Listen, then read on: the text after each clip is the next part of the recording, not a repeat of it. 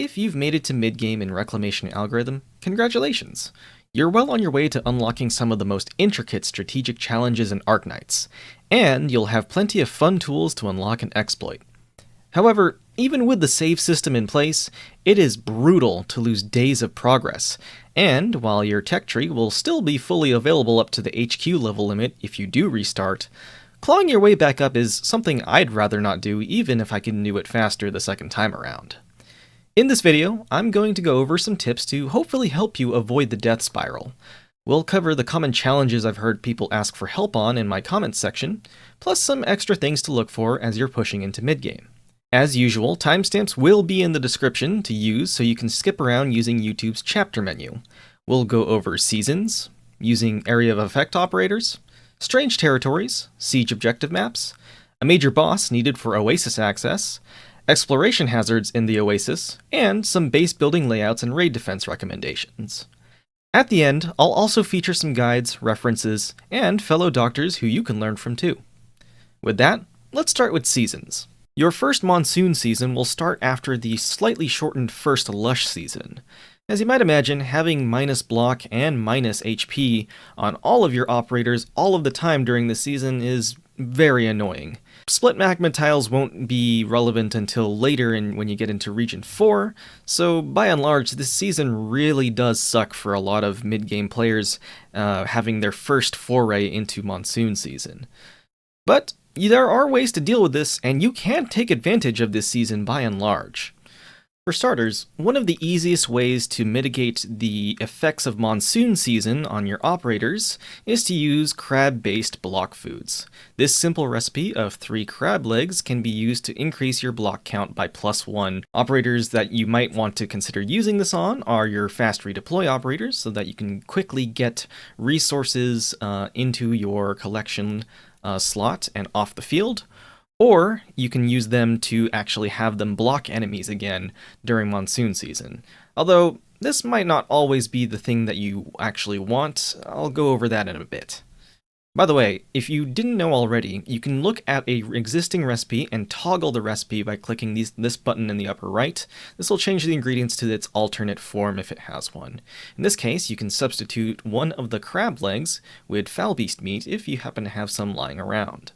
If you happen to have some extra rice and some puffball meat lying around, you can also opt to use this recipe. This gives a little bit of defense to help offset the max HP loss that you have. The alternate recipe for this is, of course, foul beast meat.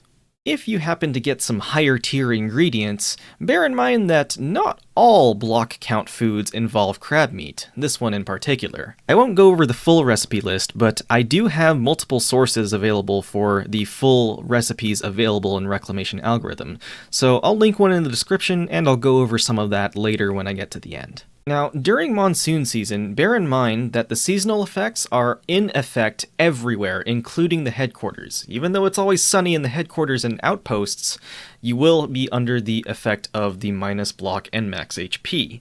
Therefore, your team composition will be changing as a result. In general, if you're still going to be using pack mule operators for harvesting resources, definitely bring along some defenders unless you have the crab buffs solving the problem of your fast redeploy operators having no block to haul resources back. Also, worth noting is that the HP and block count of summons are unaffected. So this means you can bring Tactician Vanguards with melee rally points, and of course summoner supporters that deploy ground units.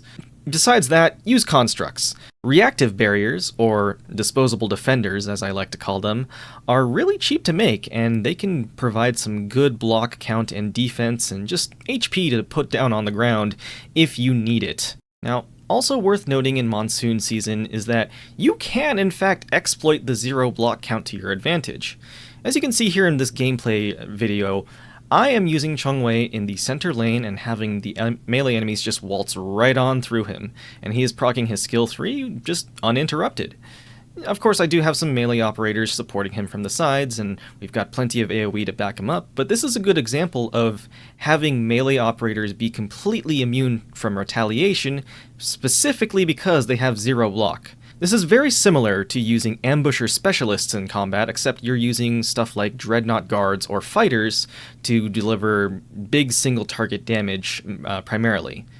The ambushers are not as great for that, and so having someone else with zero block just pounding on good physical damage onto a single target can be very, very useful in this season, and I encourage you to experiment with what you have when it comes to zero block strategies. Now, it should also be noted, during Monsoon season, Crabbie Pumpies are incredibly buffed here. At base level, without any tech tree upgrades, a Crabbie Pumpy will last about 85 seconds, and you'll gather just about 10 water if it manages to survive all 85 seconds. So, 10 water for 10 wood, that's an equivalent exchange. But, depending on the weather that you encounter and the tech tree upgrades that you can get up to a whopping 23 water per pump if it survives the entire duration and you're in the appropriate map.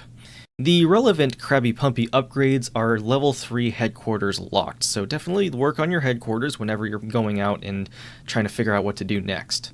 This one, in the 4th tab, will give the Crabbie Pumpies -1 SP cost in Cloudburst, so this is definitely useful during Monsoon season. Well, these nodes on the 2nd tab of the tech tree, by comparison, these are also level 3 locked, but these will contribute to the total lifespan of the pump, and so this can extend it to up to 115 seconds, so roughly 2 minutes. If you still see 2 minutes on the clock, you are still good to deploy a pump and have it last the full duration, assuming of course that you can defend it.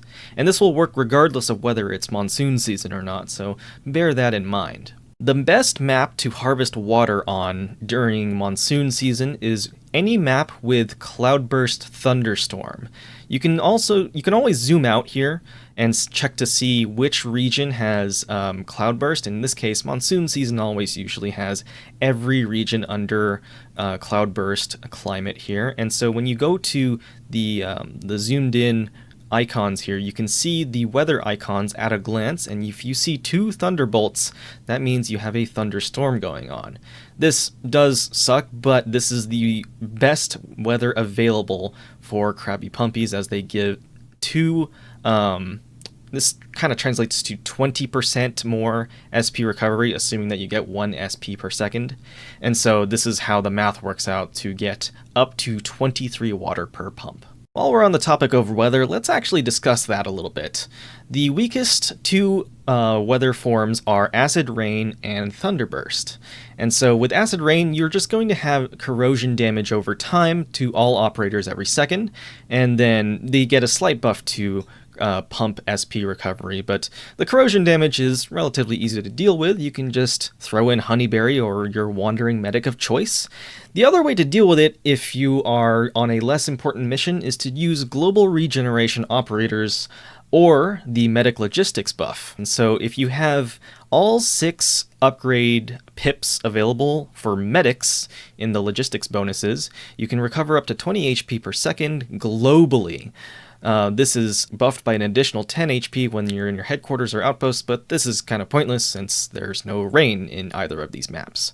This is enough to usually offset the corrosion damage that you take, but just bear in mind that you will still suffer from defense reduction whenever the effect procs, and when it does proc, your operators have less max HP, and if there's another source of damage out there, they're liable to get comboed out. So just be careful of that. If you don't want to risk that, take your Wandering Medics and bring them in. The other weather effect is Thunderburst. Now, the lightning is actually a neutral party in this case. It deals 800 true damage to anything that it strikes, whether that be ally or enemy, and it will reveal the tiles around where it strikes, so bear that in mind if you're still trying to scout the map. Sometimes the lightning can and will do you a favor, whether that's smiting your enemies or just revealing that last resource node that you haven't figured out where it is yet. And also bear in mind that constructs are unaffected, so you don't have to worry about maybe a stray watchtower getting sniped out or your high ground collapsing because the lightning just came down on it. The constructs will be fine. Of course, the most powerful weather type is the previous 2 combined, and so you'll be getting 20 corrosion damage to all operators every second, Plus, lightning will strike 2 random tiles, and the range can overlap, so you might be facing down 1600 true damage every 40 seconds. But as mentioned before, the SP recovery is the best here for your pumps, and so you might want to seek out these maps if you want to get a lot of water to stockpile for future seasons. After Monsoon season, you'll be faced with Drought season. All constructs that produce resources, in this case mainly food, will be heavily reduced. And so this encourages you to go out and do hunting maps for food or stockpile food in seasons past. On the bright side, however, damp sand tiles will dry up and become deployable tiles. They will not be treated as water tiles anymore, and so you won't have to drop a raft on it to deploy your units on, and it's much more easy to deal with, especially with the tiles that they occupy on the maps where this is relevant. Windblaze and Heatwave are both possible weather climates for each of the regions, depending on where exactly it is during drought season. And so drought season really encourages you to get out there and go hunt beasts for food. If you are hunting in the second region, you'll find that the decreased movement speed in Windblaze will be a boon for you.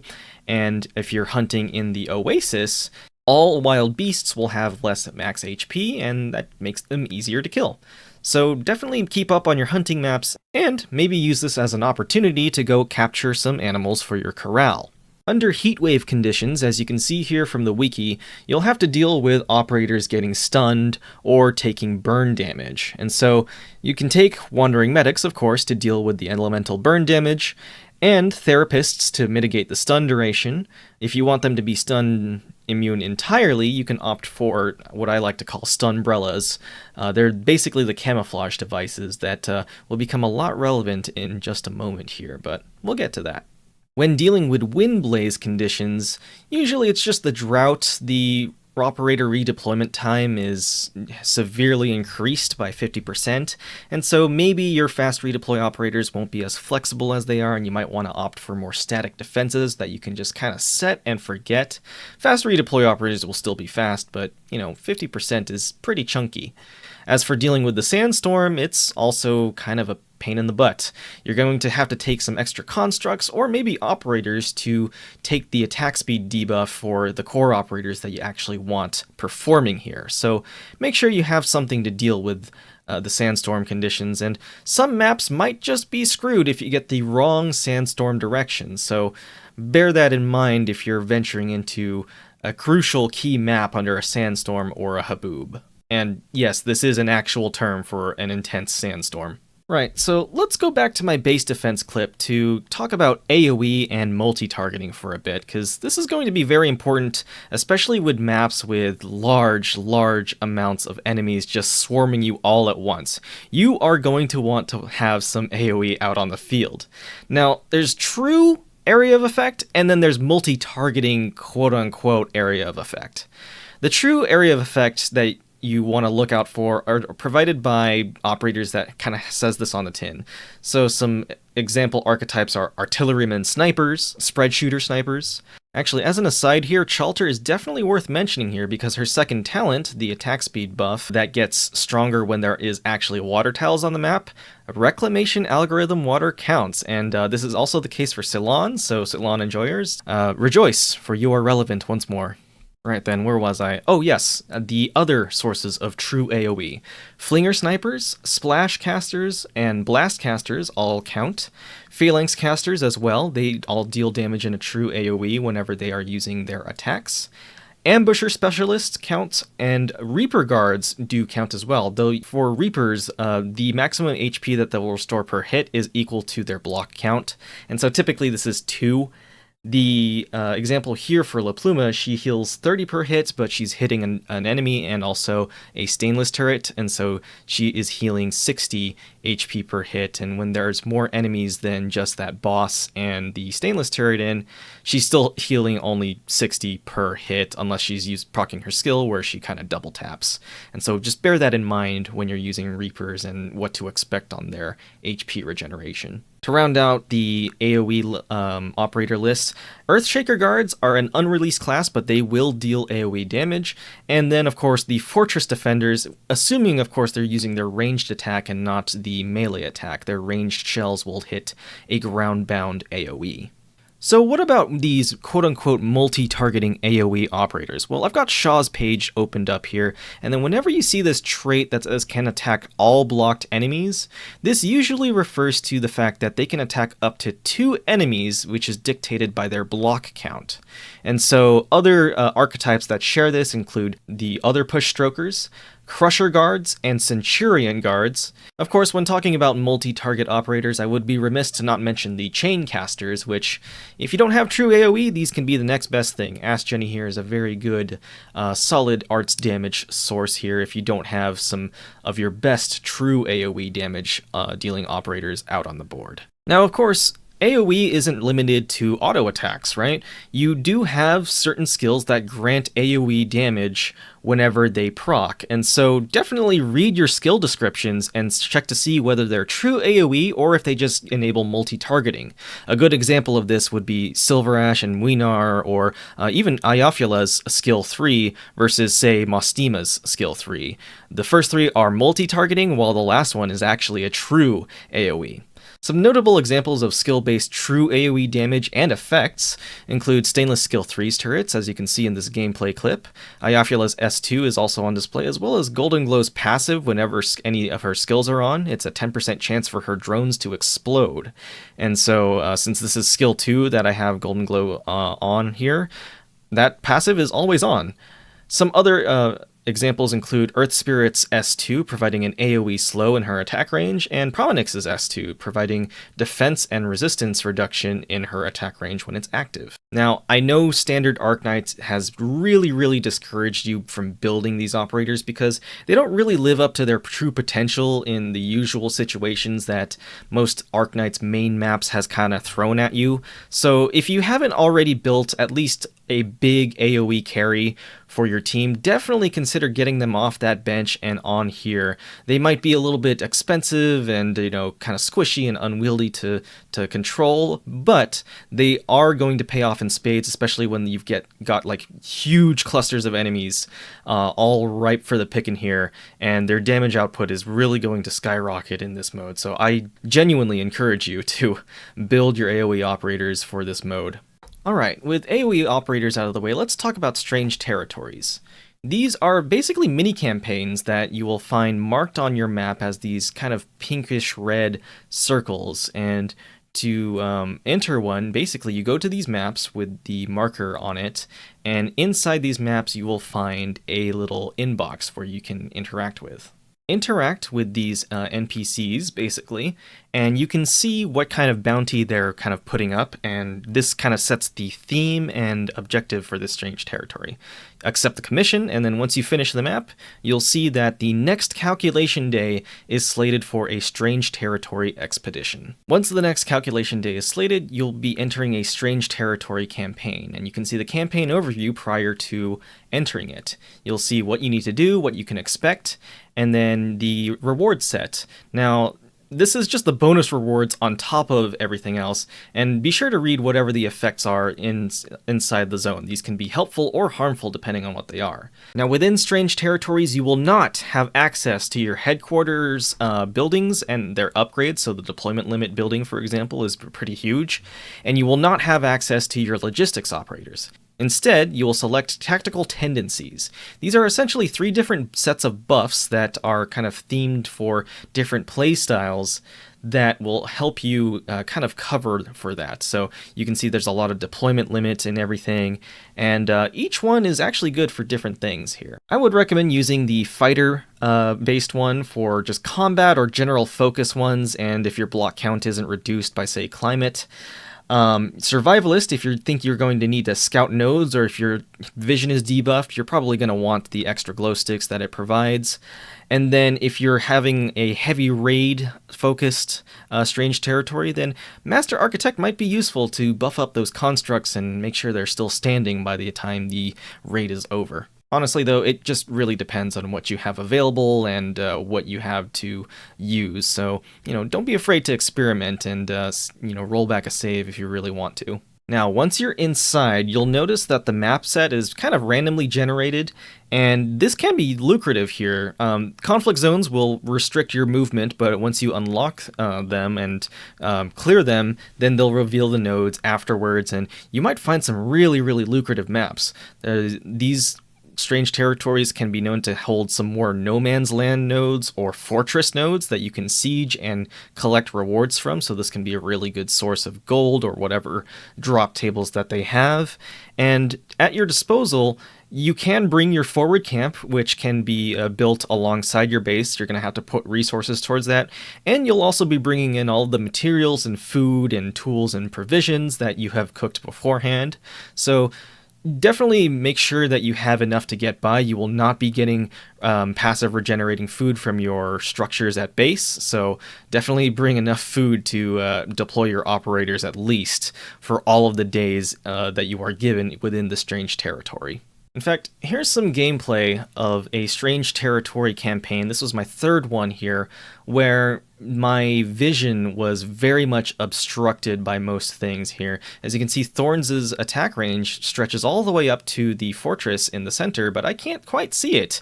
The vision range of operators is all severely reduced, and I do have the tech tree upgrade for the 8 tiles surrounding, and so this really does put a damper on your options here, and you'll have to deal with whatever the Strange Territory at random effects will throw at you.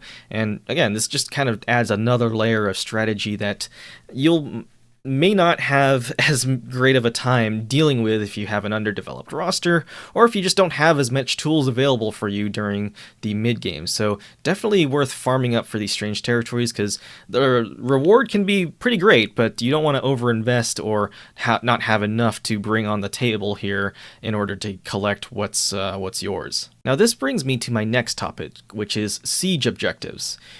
These cover the map types of fortresses, mountain passes, and, of course, deserted towns. We'll talk mountain passes first, as this is usually the big progress gate for a lot of people. These have basically kind of a puzzle to them. They have the Olden Keystone, which will basically be a siege objective that is only damaged once per attack, so they only take 1 HP per instance of damage that they take, and so generally speaking, they'll be positioned behind a bunch of resources that are relevant to the next region, so take your miners with you so that they can help clear out some more spaces for your operators to deploy. Once you have room to deploy your operators, prioritize operators that have either damage over time ticks that they can exploit, high attack speed, or multiple hits per auto attack. Some examples include all the Mecha Cord casters, Golden Glow being best in slot here. You might have multi-hit snipers such as Greythroat or Exusier. You might have the damage over time sources like Thorns that I'm using here. Even Rosmontis' second hit counts as an extra hit for the purposes of the attack here. So just get creative and see how many different instances of damage that you can get out in a short period of time. And you'll be quite pleased with the results once it's all broken down here. Oh, and don't be afraid to use multiple days on this if you don't want to burn a save or something. I think it's pretty worth it, especially considering how fortified these maps can be. If you can tell by the recordings, I have 2 different teams here on this map when I went to go clear it, and so I did have to go back and clean up, and I didn't even get the last piece of iron, but you know what? That's okay. We took down our objective, and that's all fine and well. Right then. Next up, let's talk fortresses. Fortresses often have mixed resistances for a siege objective, and so usually whatever DPS that you have on hand that can attack at range or can survive the fortress barrage is well suited for the task. They're often guarded by very powerful units, so make sure you deal with those first to establish a foothold so that your sieging unit can operate, and also be sure to scout any fortress maps that have multiple different possible spawns for a fortress. This can be very hard to deal with if you kind of misdeploy on a node where you expect a fortress to be and it just isn't there. There might be multiple different spawns where they can show up. Lastly, let's talk deserted towns. These ones have siege objectives that are often buried behind a whole bunch of resources, so carrying miners is a good idea, generally speaking. And a lot of them have high defense. You're going to be wanting some sort of defense ignore or just arts damage in general. Might want to take some resistance ignore as well to help maximize the damage that you can pound out for these siege objectives. They're quite rough, honestly. They're the toughest cookies to crack, but they're very well worth it, as because they give you the supply line dispatches that don't cost any act points, and you can get resources from them. So again, food can be converted to any kind of resource in the game effectively, and this is part of the way that it does it so well, is that you send these operators out on dispatch missions that don't cost action points, and you can keep your supplies well stocked up in between other things just by doing these deserted towns, clearing them out and keeping them under your control so that you can dispatch even more operators to gather more resources effectively for free when we're talking about the action economy. So definitely takes multiple days to siege and clear this if need be. These are well worth your time, especially when you want to craft a lot of the late game stuff here. Okay, now let's talk about one of the most infamous bosses in Reclamation algorithm, the bloodlusty Sargonian maid. I'm not going to try to pronounce that Turkish word. It starts with the letter Z, and it's a priestess, basically. This is a 2-act boss. You're going to want to dedicate an entire single day to this, and preferably during the drought season. Otherwise, all of these damp sand tiles that you see here are going to be waterlogged, and you're going to have to deploy all of those floating rafts that you can craft by using 5 wood. It costs like 3 DP. You're going to be cooldown limited by 5 seconds every time. It expires whenever operators are retreated, so you can't just drop a fast redeploy on it and expect to be, put another operator once they're gone. This is going to be a rough climb if you do it during Monsoon or even Lush season. These tiles will just all be waterlogged, and it really does suck. The other part of it is that you can't deploy constructs on the flooded tiles either. And while rafts don't have HP that can be torn down, I still would rather just use regular constructs if I want high ground operators in places where there isn't high ground. During the first act, what you're going to be doing is basically wave defense. You're going to be clearing the first 2 waves and most of the third wave of the spawns that we have here. And again, you have to do this in one day, otherwise all of the waves will respawn as you read the description for this no man's land node here. So for this first act, you're going to want to bring AoE, maybe some vision tools if you really want that, or if needed here. Do be careful because ranged arts units will target structures or your operators, and you don't want them falling over for no good reason here. Also, just be careful of the DPS champions. These are the big boys with the shields. Basically, once they have blocked something and they can only take damage from the thing that they are being blocked by, you're gonna, want to make sure that the thing that they're blocking is not a construct, because by and large they can't really fight back. And you could stun them to break the block and whatnot, but it's just a pain in the butt. And so you really want to deal with them before they start blocking something that you really don't want them blocking. This puts high ground as a really fragile spot here, so take multiples if you're relying on that, but by and large I think you can get by with the 2 natural pieces of high ground. As you can see here, this values a lot of low ground operators if you want to take this strategy. After the first act, the second act, you're going to want to clean up the rest of the boss wave, and so all of the trash mobs besides the boss that spawns on wave 3, and actually fight the boss. Now, the bloodlusty Sargonian maid is a tough cookie here. She has already pretty high attack, decent attack speed, she attacks at range, and what's worse is that every time she attacks, her attack gets even stronger. 40% stronger, in fact. But you can reset this buff by either stunning, levitating, or freezing her, and so we'll want to make good use of this in our strategy. The problem with levitate and I guess freeze too is that it kind of puts the enemy in a non-blocking state. Stun might also do this too, so the shorter the CC, the better. Short repeated stuns are ideal to prevent possible DPS reduction, because the second passive is that she takes up to 100% less damage from other operators other than the one she is 1v1ing, specifically blocking, and so you're going to want a melee DPS on board for this mission. The boss has the following stats of 30% resistance from arts damage, 1200 defense, and 1500 attack, and so you're going to want someone who can withstand that, especially if your stuns aren't landing as fast as you would like them to or as reliably. So let's talk about sources of stun that you can use on this boss. The high tier picks that I recommend are Chen S1, Hodor S2, and even Gnosis S1. These are basically short but reliable stuns or freezes that just work. You set it up, you forget it, and you basically wait until the boss dies at this point. Some okay picks, which are either like reliable, kind of slower to generate, or maybe you have to manually trigger them. These might include Bibik skill 2, Irene skill 1, or like Mudrock S2. With Mudrock, you might want to enable her with Blemishine so that she can gain SP, or maybe give another SP battery on her so that she can keep swinging. You might also opt for fast redeploy operators stuns, so Project Red, Phantom S3, which is RNG a little bit less reliable there, Rosmontis S2, maybe a Siege S3 up in there. You can also opt for, of course, the classic Texas Altar, Tifon S2 or S3. W's S2 is also reliable here. Even Wheaty's S1 can work, but just be careful about the direction that she's facing. There are, of course, budget picks available if you're really scratching the bottom of the barrel, but you probably want to cycle them like kind of, on shifts, otherwise they're probably just unreliable. So Click S2, Kiera S2 will provide freeze. You can also craft, the little Claymore Mine deployables that stun enemies. Those can get really expensive though.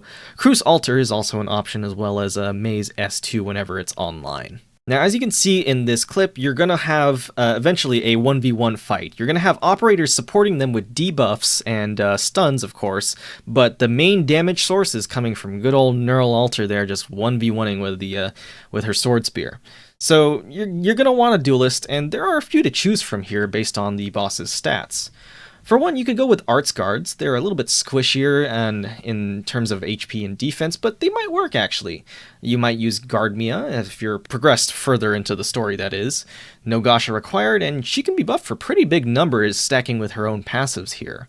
Just, pop her skill 1 whenever it's on cooldown, and you should be able to get this boss down. Surtur is also a classic little pick here, but have you actually leveled her skill 1? I don't know if you have, right? You can keep her healed with skill 3, of course, but again, less micro is usually better for your sanity, but by all means, if you have enough medic coverage, but just drop as many medics as you can and Surtur skill 3 it, and you might get some results. I'd rather use skill 1 though. Viviana also is a competent pick here, and she'll compete pretty well with Surtur here. She has the shield passive for extra safety, and it even buffs her stats, so she's actually arguably easier to use if I had to really nitpick here. Another possible choice here are Duelist Defenders, so these are defense-oriented picks in case your medics aren't up to snuff here, or maybe your stuns are unreliable. The person of choice here is obviously Eunectes. She gets her token buff, and I would say skill 1 is better here. Dreadnought Guards are probably the best choices here. They're just the most straightforward. They have high HP, high defense, and they have high attack to overcome that you can buff with food. And whenever possible, you should be using Module X if you have their module upgrade, since the extra damage against blocked enemies is just a no-brainer here. Obviously, I use Neural Altar, just skill 1, set it and forget it, and she gets that 20% defense ignore, further aiding her DPS in that latter half of the Priestess's HP bar. Franca is another good budget pick here. She is a little bit squishier, but you should be able to keep the boss locked down and compensate for it. In fact, her passive here to have a 20 or 50% chance to ignore defense when your skill 2 is up, that can be really, really huge for her DPS if you're looking for another budget option. I do have some untested other recommendations for a duelist. You might opt for Blitz because he has the stun synergy where he'll deal more damage to stunned targets. You might opt for Blaze or Gavial Altar because they're just kind of really good stat sticks, and even though they have multi-block, they can still kind of duel pretty well. And Mudrock and Penance are the Juggernaut DPS picks that I might consider for testing here, but again, these are untested. I personally don't want to fuss with those, so really just go with a Dreadnought Guard if you want to deal with this. The choice is up to you, though. If you have a niche Knights pick that you want to showcase, by all means, leave it in the comments, and we'll have some fun stories to review here. Backing up a little bit, I also want to make mention of my support staff here. These are operators that aren't going to be dealing as much DPS to the old Priestess here, but they are going to give a lot more in terms of more damage potential here. These aren't the operators that are necessarily giving the stuns here, so as you can see, I have Chen and Texas Altar to give the stuns on the Priestess here, but for fragility, I have Sylah to provide that with her skill 3. Meteor is also providing a defense reduction, which further increases Neural Altar's DPS. And we also opt to throw the SP battery onto Sylah here so that she can spam more of her flags and inflict more fragility. Gnosis is also really good for this mode, or for this boss rather here, because whenever he gives the freeze effect, his passive will give fragility to frozen targets. Other sources of fragility or defense reduction include Suzerain and Shamare. And you might also opt for W here. Her stun amplification basically works that she gives extra damage to stunned enemies in her attack range, so might be well worth taking here, especially with her skill 2. Again, you can just kind of set it and forget it. Oh, and one honorable mention, Bard supporters.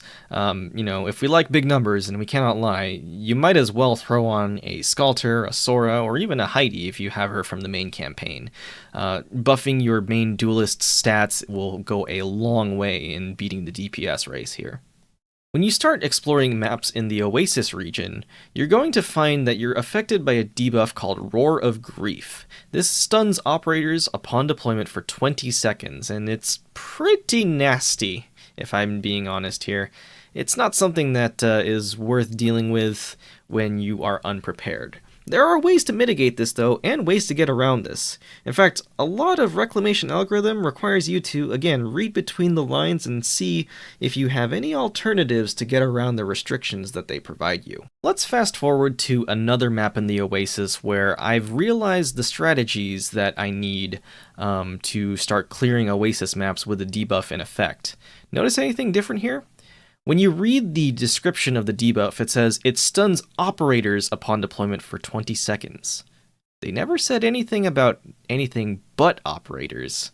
So summons, constructs, and tactician vanguard deployment points are unaffected.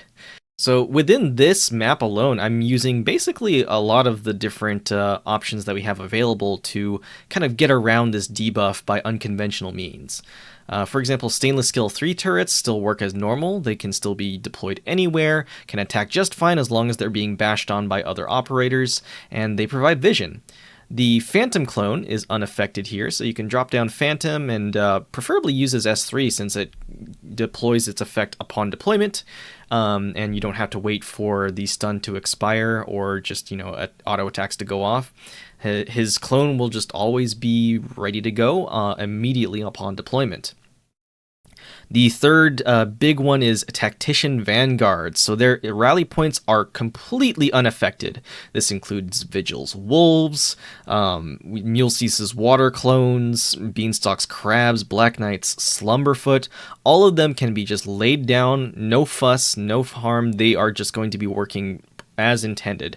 Just do note that the operator can't proc their skills when they're stunned, so in this case I opt to take Vigil S2 here. That's kind of a mistake in hindsight. I should have taken S1 so that Vigil can be replenishing the wolves as soon as he comes off of stun cooldown. You'll also find that summoner specialists are golden here, so bring along your Scene, your Ling, maybe Deep Color, or if you're a Maggie enjoyer, then go ahead and bring out Magellan's drones. They will work perfectly fine here, and once their operator gets unstunned, they can use their skills to support them. Last but not least, Trap Master Specialists. So Dorothy, Frost, and Robin are all valid here. You can start laying down traps as soon as they're put down, and once they are unstunned, they can actually generate even more traps. Apart from this, you can opt to take the camouflage devices as well, so I like to call them stunbrellas since they provide you immunity from stun within your operators, and also opt to take operators with on-deployment skills. As you can see, Yato avoids the stun entirely by taking skill 3, and other on-deployment skills are effective here, such as Texas Alter skill 3. Those will proc just fine upon deployment. Just, make sure that they are getting vision if they need it, or if they're appropriate for the given situation. In this case, this is a hunting map, so Texas skill 3 still pretty relevant regardless here. Another tactic that you might employ with a combination of these things is you can take therapist medics, which reduce the duration of status durations like stun. You can put down a stunbrella device whenever you are entering a map. Put down your therapist protected by that device, and then you can deploy your other units, which can be healed by a therapist to reduce their stun duration. Might not be a perfect solution, but, take what you can get. Now, to dispel the effect, you're going to need to push forward into the Oasis with the effects in place here, so advance the quest line and head basically northeast. I'm not going to spoil much of it here, just because I want this guide to be a little bit open-ended. You can look up the requirements on the wiki if you want, and it shouldn't be too hard to find given the map here. In fact, you can kind of see that the nodes are positioned on the map as they would be kind of geographically located, and so generally speaking, you definitely should be able to figure it out pretty easily by the quest dialogue, and if you really want to, look it up on the wiki here. Besides, I'm pretty sure other guides have covered this already, so not to step on them here, you should go check them out and definitely give them your support. I'm not the only guy making guides out here. I just want to be the guy that makes open-ended guides, To end this out, let's talk about base building and raids in earnest here. Now, first off, I want you to make use of save points if you haven't done so already. If you click on your day counter when you haven't done anything and you're not ready to advance the next day yet, you can always check when your next calculation day is. In this case, I just came off of one, and so it's 2 days to calculation day, and you can figure out when you have enough time to prepare your defenses. So for example, I have one incoming raid here. It is 5 days until arrival, and so I will have a save point 2 days before the raid gets here. Maybe 1 day if I am going to defend at the interception point. If you time your calculation days correctly, you can make use of just simply reloading a save to redo a raid that you think you have the power for, but just might have otherwise botched the execution, maybe because you didn't know about a certain boss's quirk, or if you didn't have your layout correct beforehand. And so what you'll see me do here is load up the save function in the lower right menu, and then click on the save data that I want to load. You can pick the last calculation day or the calculation day before that, and that gives you quite a bit of flexibility in terms of how you want to engage. And so there I go, I hit load save, and then I lose all my progress, but I can click on the save that I want. It also shows you when that save was made and time. So this one was made 22 minutes prior because the calculation day was right then and there.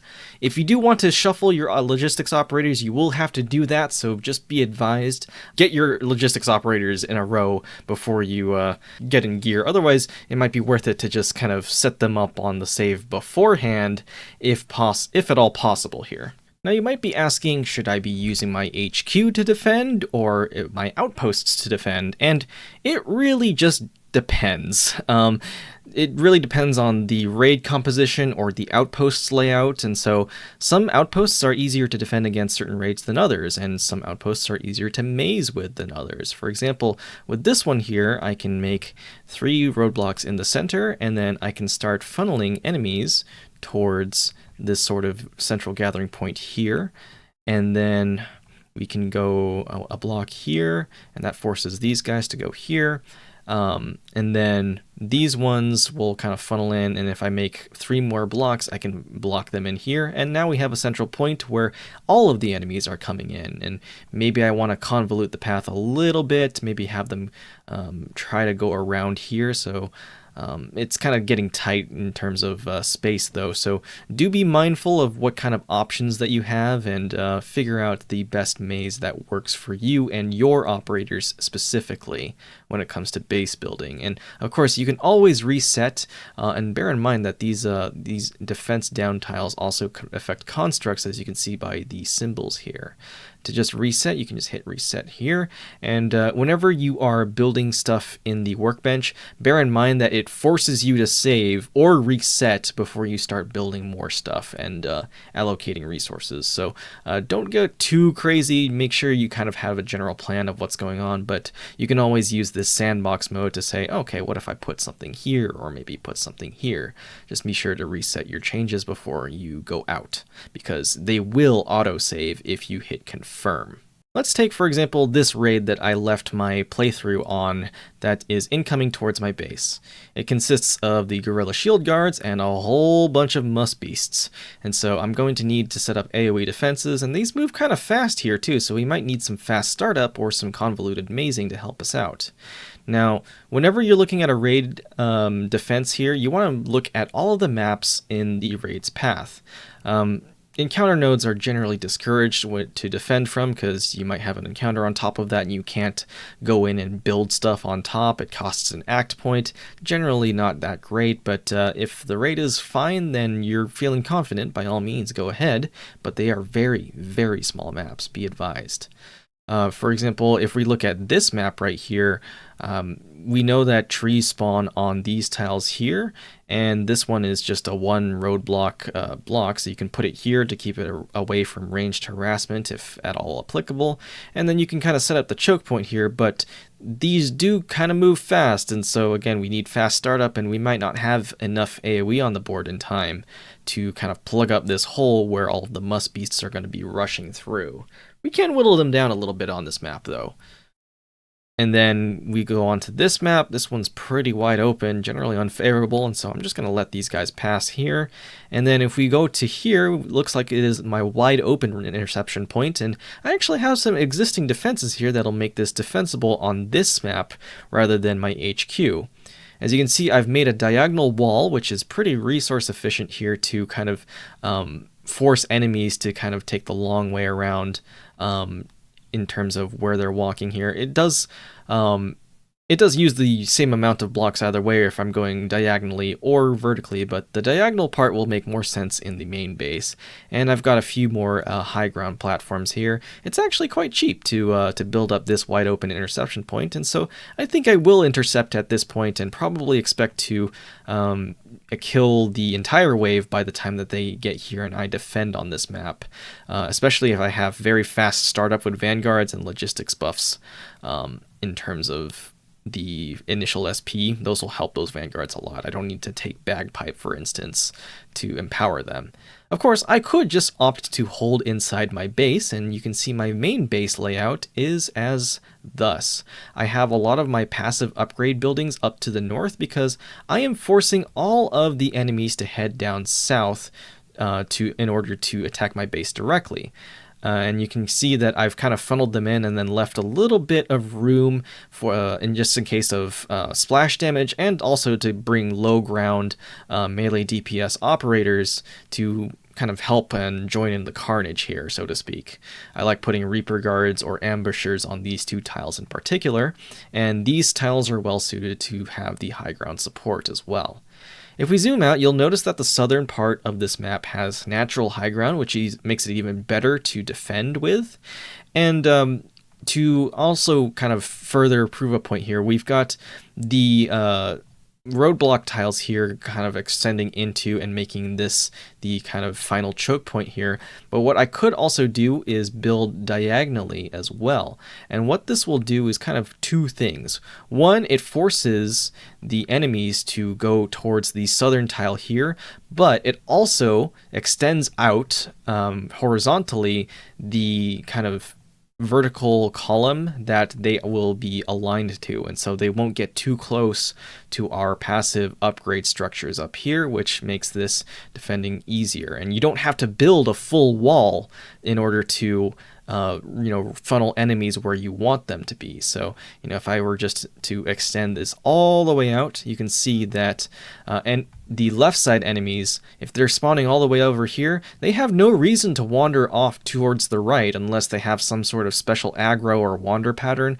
Generally speaking, they're going to be making a beeline for your base, and if they will want to attack constructs, they'll do so, but by and large, they'll kind of make this vertical line down all the way down here and be funneled in with the rest of the enemies, where they can kind of be corralled and bunched up together for some AoE damage. And then you can kind of mirror this for the other side as well. I won't show it here since I don't have the materials to well, I do have the materials, but I don't have the blocks to showcase this with, and I don't want to make any off-stream progress on my base, so I still want to record all of my gameplay footage. So I hope you understand on that front. You can just kind of mirror the layout here. I will also note that the mazing in terms of using the HQ space is a little harder to do, just because, you're kind of forced to convolute. You're kind of forced into this basic kill box setup for a long time, since you won't have camouflaged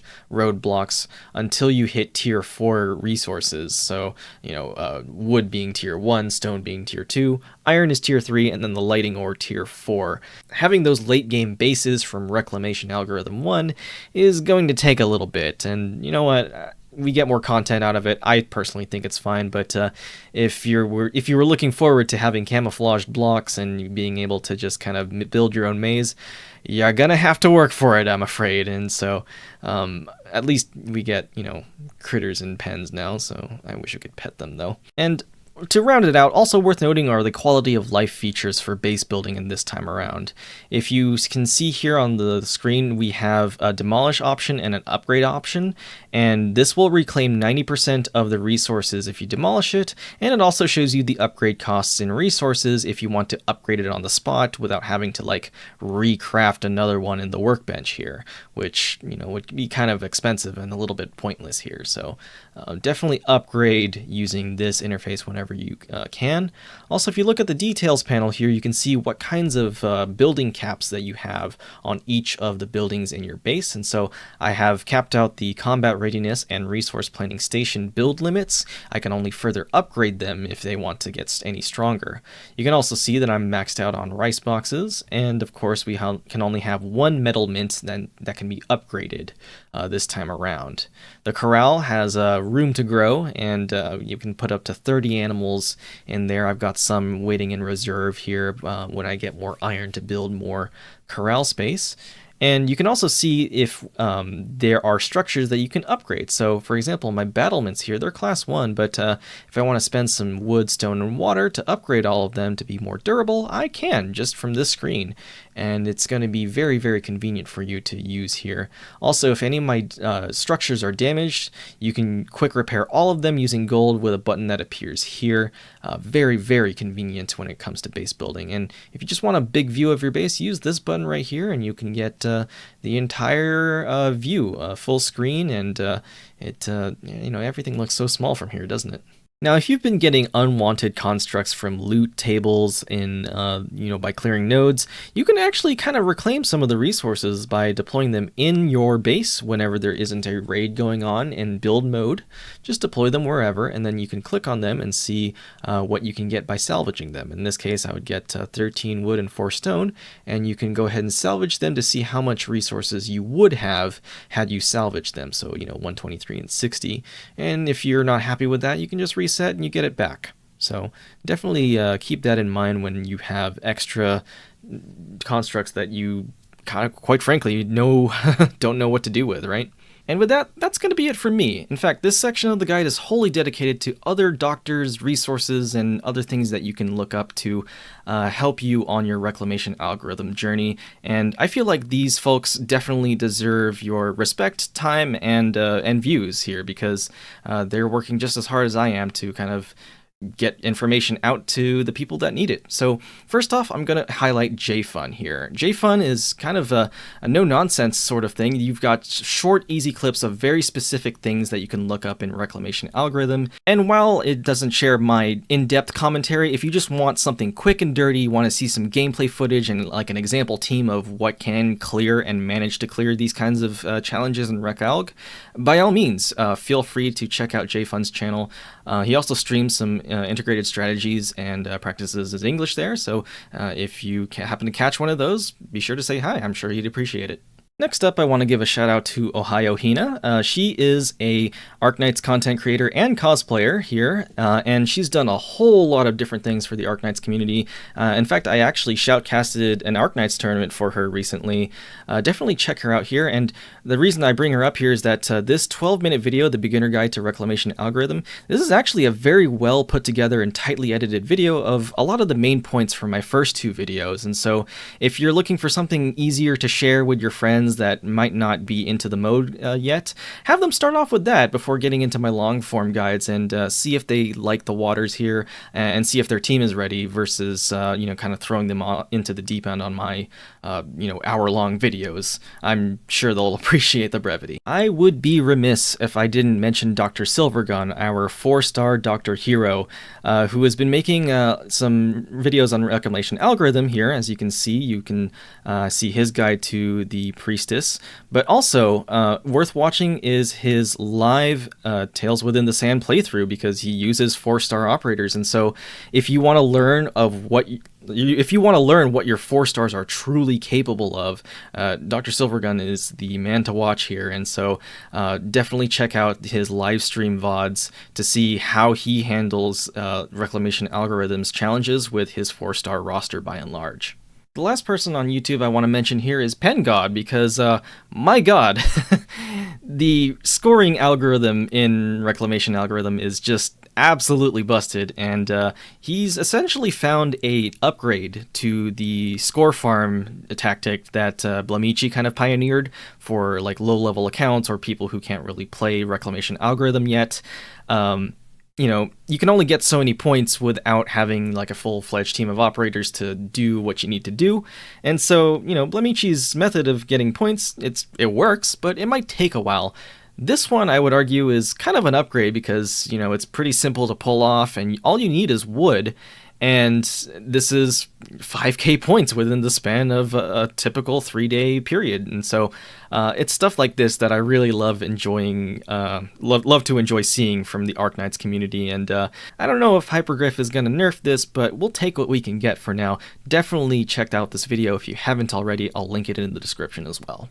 Besides YouTube mentions, I wanted to give a quick shout out to the Arknights Terra wiki and all of the editors working tirelessly to edit this wiki. This is a great, vast compendium of Arknights knowledge, and it's being actively updated to this day, especially as more and more things about Reclamation algorithm are figured out. So huge shout outs to the editors on this wiki. You are doing Farron Mute's work or whatever other Arknights deity that you choose to worship here. Mainly you are going to look for Reclamation algorithm here. So if you go to the page, you can click on the overview and kind of all of this history here. You can look at Fire Within the Sand to see how it was back in RA1, and then Tales Within the Sand here is probably going to be your most frequented page.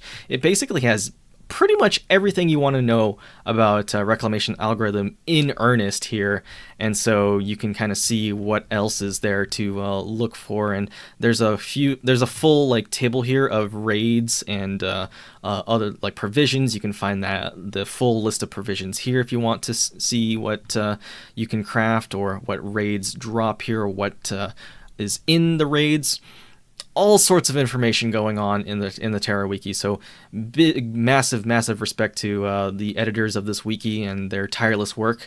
And I would be remiss if I didn't give them a shout out. So definitely, pay your visit and help them out if you can. Now, of course, the English wiki might not be as up-to-date as the CN wiki, and so this is prts.wiki, and you can go here and use Google Translate to translate the page. And for reclamation algorithm stuff, you're going to want to go in this menu here and go to gameplay, and it's Google translated as interest calculation. And so if you find something that is not in the English wiki, but you want to kind of look at CN clairvoyance here, this is the place to do so. Click on Tales Within the Sand to go to our current reclamation algorithm stuff, and you can find a lot of the information from the English wiki that might not be fully ported over yet in here, just with a little bit of Google Translate hoops to go through. And these folks editing this wiki just as much worthy of your respect as the folks on the EN wiki. So big props to the CN community for having such an extensive documentation of information. I really appreciate it as an EN player. And yeah, just look forward to seeing more content from them in the future.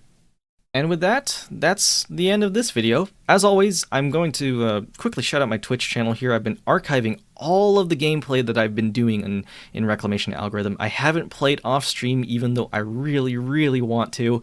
And so all of my gameplay is recorded on Twitch via live streaming VODs, and I highlight it right after and stick it into a convenient collection here so that you can just watch it all the way through, have it up in the background whenever you want, and just kind of see what I'm up to and how I talk through each and every single challenge along the way. So if you want to catch those live, follow me on my Twitch channel. Otherwise, feel free to watch the videos on demand and figure out how I clear all of these obstacles.